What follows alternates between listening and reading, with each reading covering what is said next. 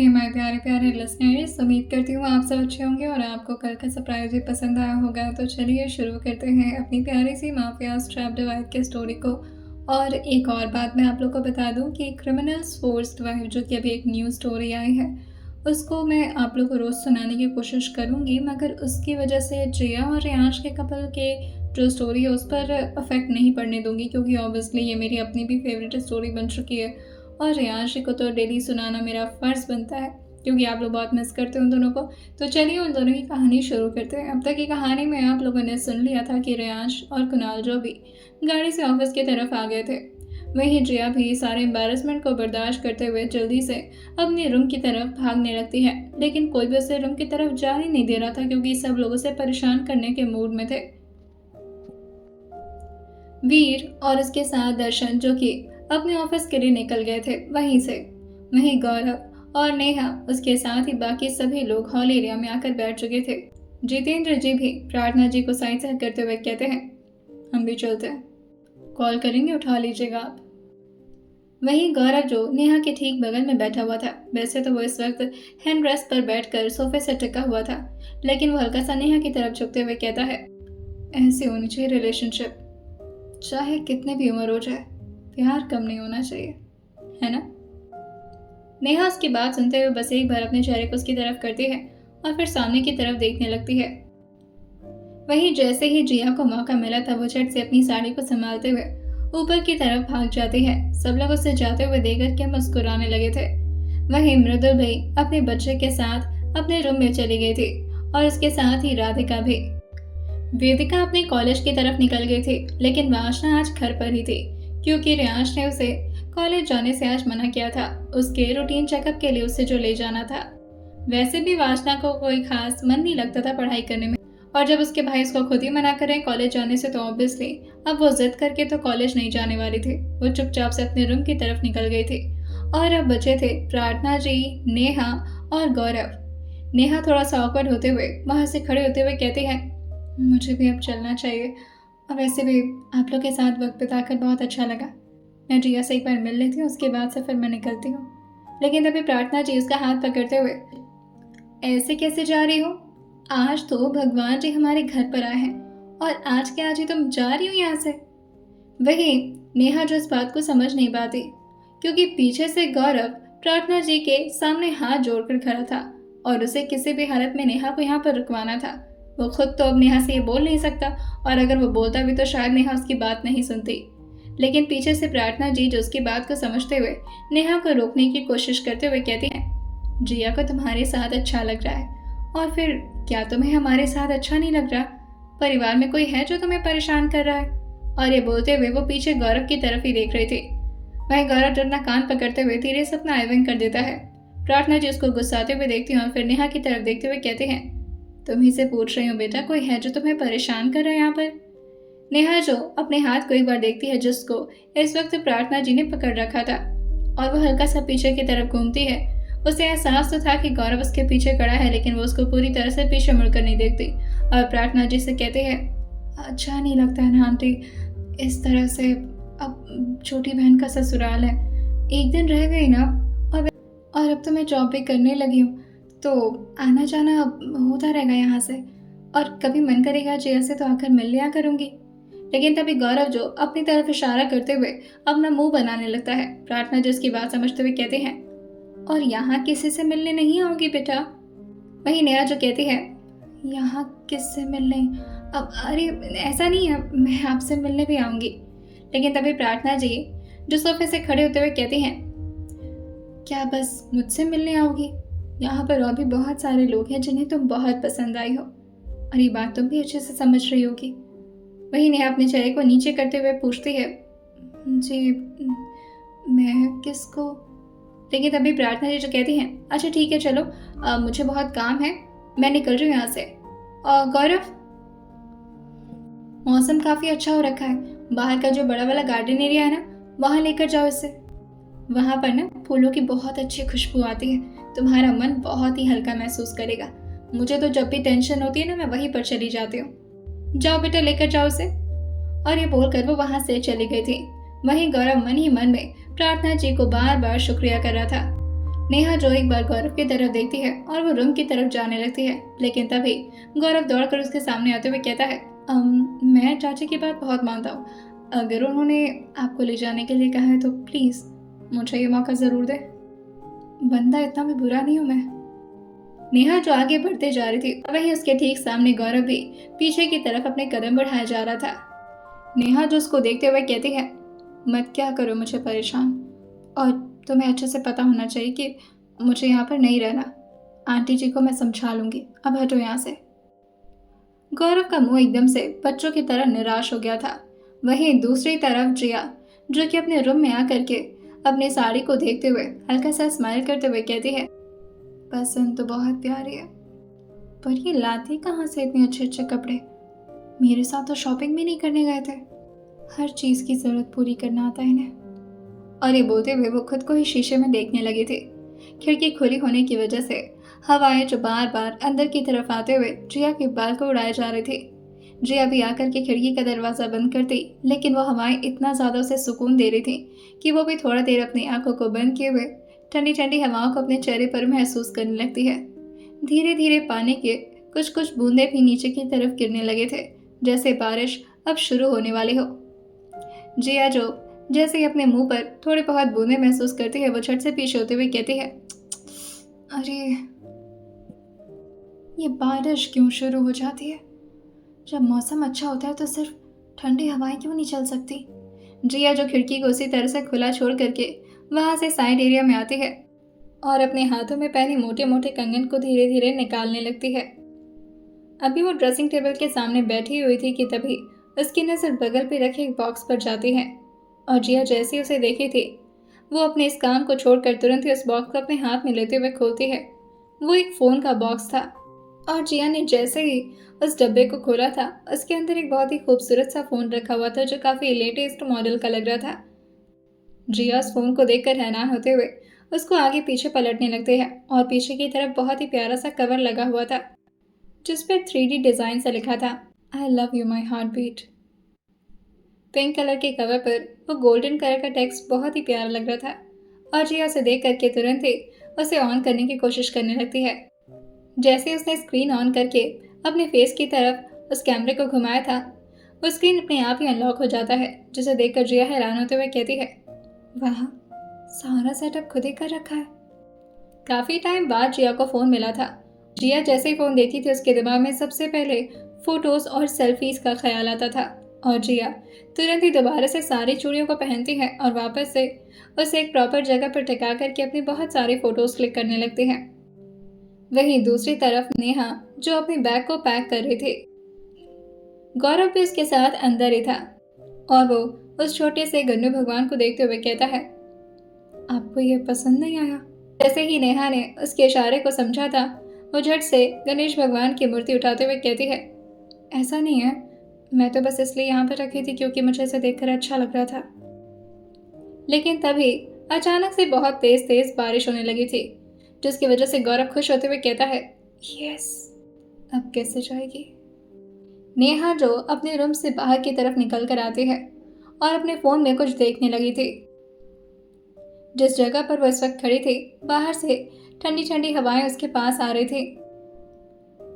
वहीं गौरव इस तरह से खुद को इग्नोर पाता देख करके नेहा से कहता है, अगर आपको प्रॉब्लम हो रही है तो मैं जा सकता हूँ यहाँ से। नेहा अभी आगे की तरफ धीरे धीरे अपने कदम बढ़ा रही थी, लेकिन गौरव की बात सुन करके वो अपनी जगह पर रुकते हुए कहती है, आप मेरी जिंदगी के बारे में कुछ नहीं जानते, यूं खामखा मुझ में दिलचस्पी मत दिखाइए, और इग्नोर नहीं कर रही आपको, बस आपको अपनी जिंदगी के प्रॉब्लम से दूर रखने की कोशिश कर रही हूँ। और ये बोल करके वो गेट के पास आकर टिक गई थी। हॉल और बाहर के एरिया के बीच में एक लंबा सा स्लाइडिंग डोर लगा हुआ था, जो कि काफी दूर तक फैला हुआ था। अब एक कॉर्नर पे नेहा खड़ी थी और दूसरे छोर पर आकर गौरव टिक जाता है। वो अपने सिर को स्लाइडिंग डोर पर टिकाए हुए नेहा को लगातार देखे जा रहा था, और अपने हाथ को फोल्ड करते हुए कहता है, तो कोई फायदा नहीं है ये करके। नेहा जब अपनी नज़र को एक बार गौरव की तरफ घुमाती है और फिर से बाहर की बौछारों को महसूस करने लगती है। गौरव जिससे आगे कहता है, अब बंदे को इंटरेस्ट आ गया है तो फिर झोंक देता हूँ ना खुद को इस आग में। और फिर धीरे धीरे वो भी आगे बढ़ते हुए नेहा के सामने आते हुए कहता है, ऐसी कौन सी प्रॉब्लम है जिसे आप मुझसे दूर रखने की कोशिश कर रही हैं और खुद उसे सफ़र कर रही हैं? शायद अगर आप बताएं तो मैं आपकी कोई हेल्प कर पाऊंगा। जो पीछे होकर के दीवार से टिकते हुए कहती है, ये कोई मामूली प्रॉब्लम नहीं है, और अगर मेरे घर वालों को इस बारे में पता चला तो आप नहीं समझेंगे। वहीं गौरव नेहा की बात में दिलचस्पी दिखाते हुए कहता है, आप जिया की सिस्टर हैं, जो प्रॉब्लम आपकी लाइफ में होगा वो प्रॉब्लम जिया ने भी तो सफ़र किया होगा ना। वो तो भाई के साथ मूव ऑन कर गई, फिर आप क्यों नहीं कर पा रही? इस बात पर नेहा हल्का सा मुस्कुराते हुए कहती है, रेयांश जैसा लड़का जो मिल गया उसे, मैं चाहती हूँ वो दोनों हमेशा एक दूसरे के साथ रहें, कभी कोई प्रॉब्लम ना आए उन दोनों को। मैंने तो फिर भी बहुत कम सफ़र किया है, जिया की हालत देखकर तो मुझे आज भी डर लगता है। गौरव जो उसकी बात सुनते हुए कहता है, मतलब आपको कोई रेयांश भाई जैसा चाहिए जो आपको उस टॉक्सिक परिवार से बचा सके। नेहा जो तुरंत ही उसकी तरफ देखते हुए अपना सिरनामा हिलाते हुए उससे कहती है, मेरा परिवार टॉक्सिक नहीं है, बस वो लोग एक्स्ट्रा केयर करते हैं। वहीं गौरव जब अपना सिर हाँ मिलाते हुए कहता है, वो तो है ही।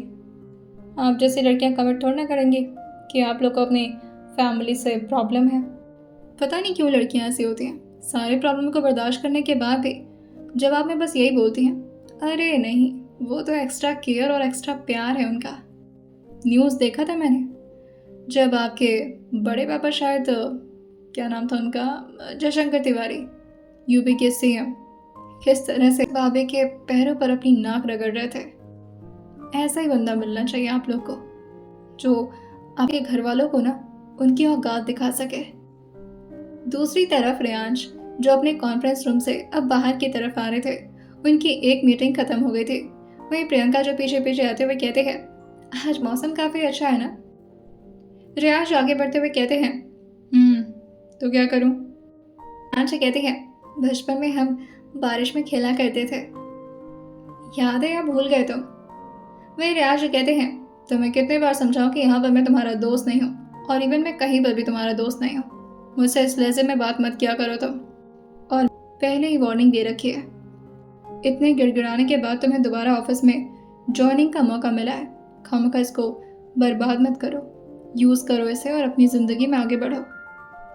प्रियंका जो रेयांश को जाता देख रही थी और वो अपनी जगह पर एकदम से खड़ी होते हुए अपनी मुट्ठी को कस के बंद करते हुए कहती है, जिंदगी में आगे तो मैं बढ़ जाऊंगी, लेकिन फिलहाल जो इतना आगे बढ़ चुका है ना तुम्हारे साथ, उसकी ज़िंदगी में थोड़ा कलेश मचा दो। मेरे पास अब मैं अकेली नहीं बल्कि 2 लोग और हैं जो उसकी ज़िंदगी को मेरी तरफ बर्बाद होते हुए देखना चाहते हैं। मैंने बचपन से तुमसे प्यार किया रेयांश, सिर्फ तुम्हें ही तो चाहा मैंने। हाँ, माना कि तुम्हारे दौलत और शोहरत की भी थोड़ी बहुत लालच थी मुझे, पर ये सब तो उस लड़की को भी मिल रहा है ना, इवन उतना मिल रहा है जितना वो डिजर्व भी नहीं करती। तुम्हारी वजह से वो आज इतनी बड़ी स्टार बन गई है और कल नॉमिनीज में उसका नाम आने वाला है। मैं उस लड़की को इतना खुश नहीं देख सकती, किसी भी हालत में नहीं। वही रेयांश प्रियंका के हर एक रग रग से वाकिफ थे। उन्हें पता था कि वो कितनी बुरी हो सकती है, मगर उन्हें इस बारे में जरा भी अंदाजा नहीं था कि वो रिया को हर्ट करने के बारे में सोच रही है। रेयांश अब अपने कैबिन की तरफ आ गए थे और वो अपने फोन को तुरंत ही अपने हाथ में लेते हुए स्क्रीन में ध्यान से देखने लगे। ऐसा लग रहा था जैसे वो स्क्रीन में कुछ देख ना रहे हो बल्कि किसी चीज का इंतजार कर रहे हो। दूसरी तरफ जिया बैठ करके आराम से फोटोज पे फोटोज क्लिक किए जा रहे थे, और वहीं दूसरी तरफ रेयांश जो बैठ करके वेट कर रहे थे कि कब उस लड़की का दिमाग काम करेगा और वो इन्हें कॉल करेगी। लेकिन 15 से 20 मिनट बीत जाते हैं और दूसरी तरफ से कोई भी ऐसा कॉल या मैसेज नहीं आता। अब रेयांश को भी और ज़्यादा रहा नहीं जाता, जिसकी वजह से वो खुद ही जिया पर इस तरफ से कॉल लगा देते हैं। इस तरफ जिया बैठ करके अपने फ़ोटोज़ क्लिक कर रही थी, एक से एक मॉडल पोज दे रही थी। जैसे ही एक कॉल आता है वो देखती है कि नंबर जो कि हबी नाम से सेव्ड है। जिया तुरंत ही फ़ोन को पिक करती है और स्माइल करते हुए कहती है, थैंक यू। दूसरी तरफ से रेयांश काफ़ी गुस्से में कहते हैं, थैंक यू तुम अपने पास रखो, कॉल नहीं कर पा रही थी मुझे। वहीं जिया जो कहती है, अरे मैं क्यों आपको कॉल करती, कोई ज़रूरत ही नहीं था। रियाज उससे कहते हैं, ये सही है तुम्हारा, जब ज़रूरत होगी तभी याद आएगी अपने हस्बैंड की। सही है, गुड। मैं जिया जो कहती है, अकड़ क्यों रहे हैं बाबा, मैं तो फ़ोटोज़ खींच रही थी। आपको पता है ना आज मैं साड़ी में कितनी अच्छी लग रही थी, तो मैंने सोचा फ़ोटोज़ से क्लिक कर लूँ।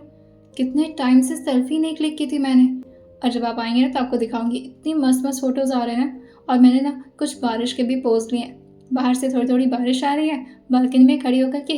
वहीं रियाज कहते हैं, वेट, तुम बारिश में भीग रहे हो? जिया जो कहती है, नहीं नहीं, बारिश में नहीं भीग रही, बस वो। तभी रियाज उसको बीच में रोकते हुए कहते हैं, मैं कब से यहाँ पर फ़ोन लेकर वेट कर रहा हूँ कि शायद अब मेरी बीवी को मेरी याद आएगी, लेकिन वहाँ पर तो मेरी बीवी जी कहीं और ही बिजी हैं। वहीं जिया जो कहती है, क्या करूँ, इतनी प्यारियों की खुद से ऑब्सेस्ड हो गई हूँ। रियाज उसकी बात सुनते हुए आकर आराम से अपने चेयर पर बैठते हैं और इधर उधर चेयर को घुमाते हुए कहते हैं, ऑब्सेस्ड, ऑब्सेशन किसे कहते हैं ये मुझसे पूछिए आप। उनकी बात सुनते हुए जिया जो आराम से आकर के बेड पर बैठते हुए कहती है, किसे कहते हैं ऑब्सेशन? रियाज उसकी बात सुनते हुए फोन को अपने कान के पास ले जाकर टच कराते हुए कहते हैं, ऐसे प्यार से बात करती रहा करो, दिन भर तुम्हारी बातें सुन सकता हूँ मैं, इसे कहते हैं ऑब्सेशन। आँख बंद करूँ तो तुम्हारा चेहरा, खोलूँ तो तुम, सोने में तुम आती हो सपने में। वही जिया जो स्माइल करते हुए पूछते हैं, अच्छा, और सपने में आकर क्या करती हो? रियाज जो पूरे मूड को चेंज करते हुए कहते हैं, भयानक सा चेहरा लेकर डराती रहती हो बस। कभी चुड़ैल बनकर अपने बाल खोल लोगी, तो कभी उल्टे पैर करते हुए मेरी तरफ भागोगी। तुम्हें पता है तुम कितना डराती हो मुझे। जिया उनकी बात सुनते हुए मुंह बनाते हुए कहती है, आपसे कुछ इसी चीज़ की एक्सपेक्टेशन कर सकती थी मैं। कभी भी प्यारी प्यारी बात करके ना इमोशनल नहीं हो सकते, हमेशा बात को इतना गंदा ट्विस्ट देते हैं ना कि मेरा मूड खराब हो जाता है। वही रियाज जो कहते हैं, मूड अच्छा करने का तरीका है मेरे पास। वही जिया पूछती है, क्यों, क्या करने वाले?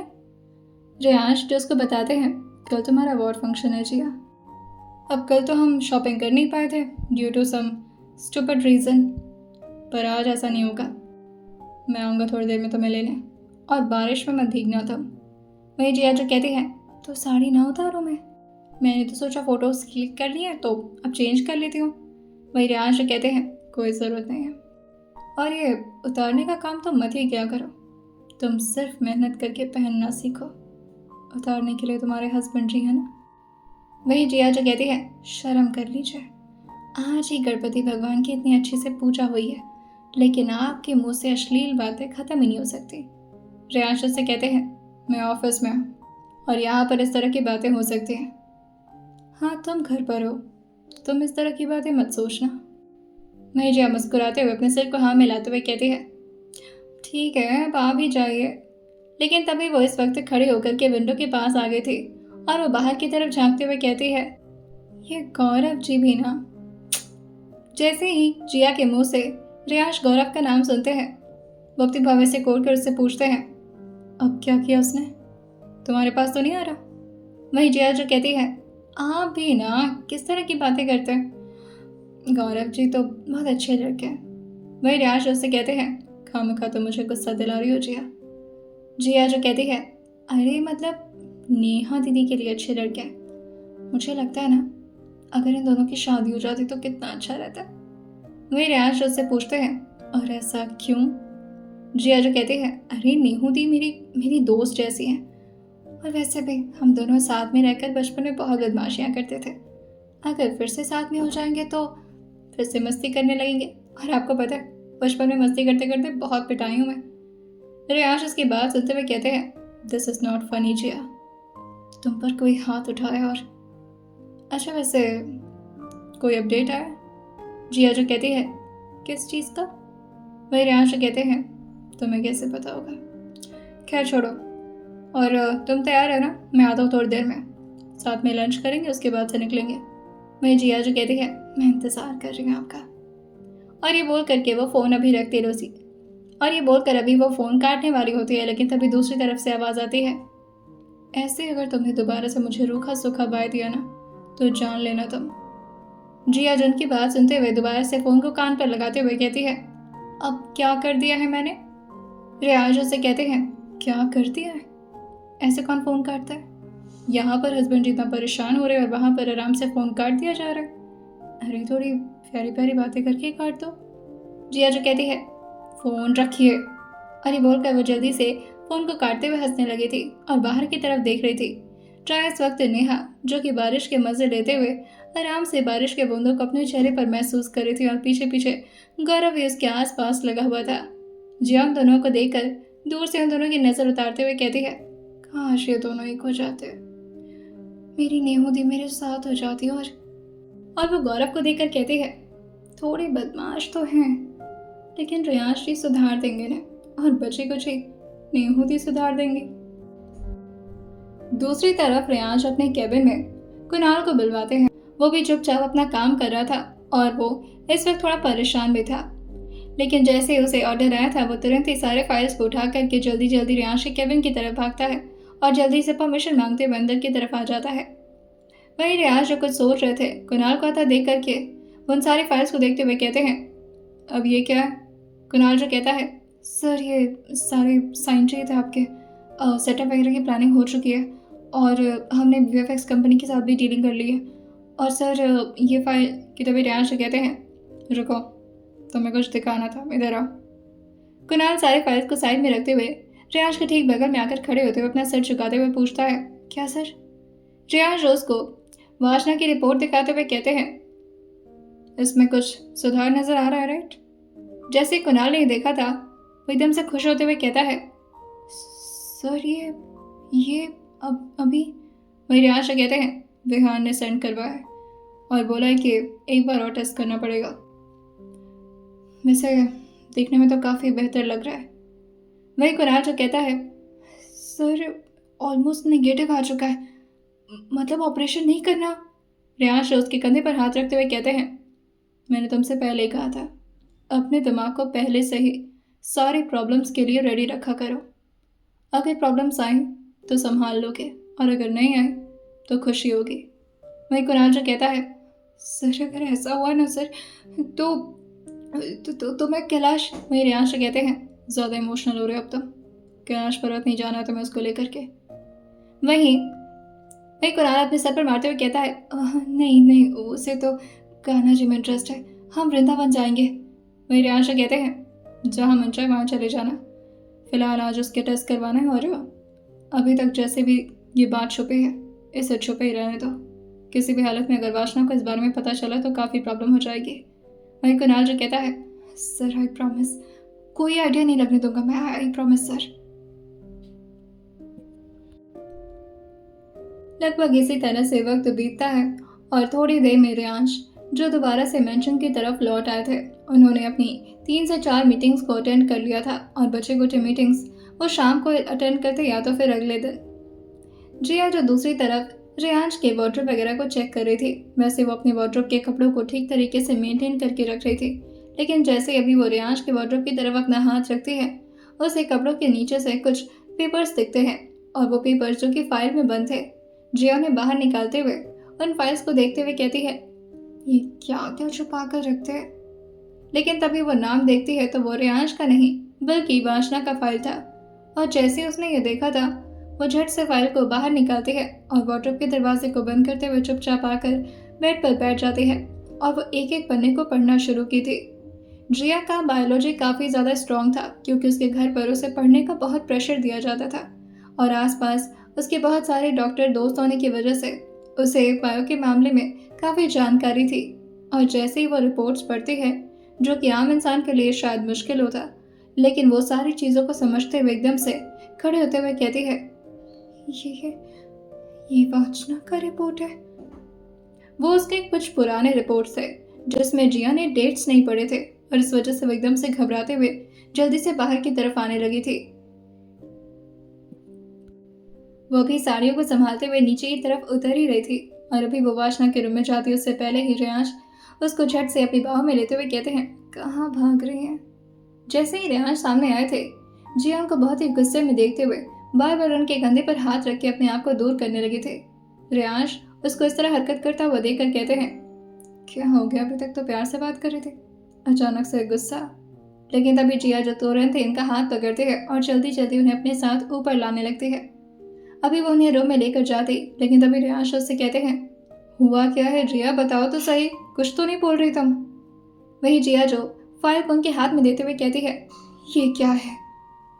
जैसे ही रियांश ने उस फाइल को जिया के हाथ में देखा था, वो झट से उसे अपने हाथ में लेते हुए कहते हैं, जिया। लेकिन तभी जिया जो कहती है, आप क्या करते हैं और खुद को समझते क्या है आप बहुत बड़े बाहुबली हैं आप। रियांश को समझ नहीं आ रहा था कि जिया उन पर नाराज किस वजह से हो रही है। वही जिया जो उनके कंधे पर अपने हाथ से, जो कि उसके हाथ पहुंच नहीं पा रहे थे, लेकिन फिर भी अपने पैर को ऊपर करते हुए उन्हें मारते हुए कहती है, क्या समझते हैं सारी प्रॉब्लम को अकेले झेल जाएंगे, मेरी तो कोई जरूरत नहीं है आपको ना। रियांश उसकी बात सुनते हुए फाइल को साइड में रखते हुए कहते हैं, जिया जो तुम समझ रही हो वो। लेकिन तभी जिया जो कहती है, क्या समझ रही हूँ मैं, इतनी बड़ी प्रॉब्लम है उनके यूट्रस में और आपने किसी को बताया नहीं। वासना को पता है इस बारे में, फिर भी बेचारी कितना खुश। कि तभी रियांश कहते हैं, उससे कुछ नहीं पता है। तुमने तो उसे कुछ नहीं बताया ना। लेकिन जैसे ही जिया ये सुनती है, वो रियांश की तरफ देखते हुए कहती है, आपने उन्हें भी नहीं बताया। और ये टेस्ट रिपोर्ट और ये दवाइयाँ जो वो खाती, क्या वो इन्हीं सब चीज़ों की दवाइयाँ हैं। रियांश कहते हैं, इस बारे में उसे कुछ नहीं पता चलना चाहिए जिया, और तुम्हें भी नहीं पता चलना चाहिए था। जिया जब अपनी थूक अटकते हुए कहती है, पर मुझे पता चल गया है और कभी ना कभी तो उन्हें बताना पड़ेगा ना। ये सिचुएशन बहुत क्रिटिकल है, बैक्टीरिया का लेवल बहुत ज़्यादा है और इतने परसेंटेज में।